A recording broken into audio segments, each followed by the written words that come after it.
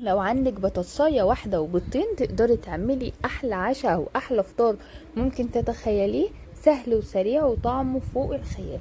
اول حاجة عندي بطاطساية قشرتها وغسلتها وببشرها بقى ناعم زي ما احنا شايفين كده بالمبشرة.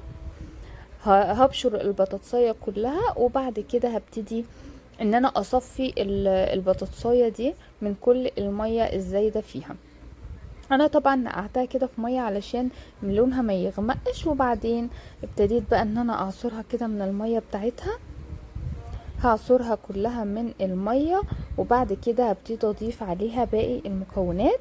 مكونات طبعا سهله وبسيطه جدا زي ما اتعودنا دايما في اكله ماما، مكوناتنا سهله وبسيطه وبنقدر نعمل منها وجبه صحيه حلوه جدا بابسط التكاليف الممكنه.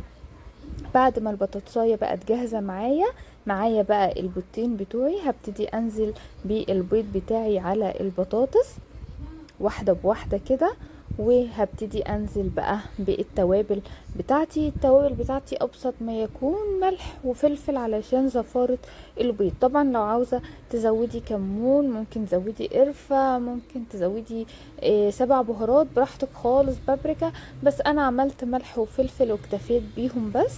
وهقلب بقى الخليط كده يمتزج كله مع بعضه، وهبتدي ان انا في طاسة كده ادهنها بالزيت وعلى النار كده، وهبتدي ان انا ارص البطاطس بالبيض بتاعتي بشكل متساوي، تعمل معايا كده قطعة متساوية كأني بعمل بيتزاية. ضفت بقى عليها كده على الوش جبنة موتزاريلا، وده كان شكلها النهائي بعد ما استوت.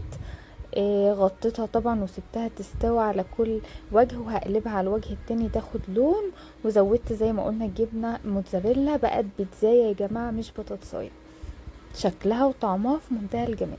كل ده ببطاطساية واحدة بس وبيضتين 2. لو عجبتكم الوصفة متنسوناش باللايك والشير، ولو لسه مشتركتوش في القناة ياريت تشتركوا وتفعلوا زر الجرس عشان يوصل لكم اشعار بكل جديد من اكلة ماما. سلام.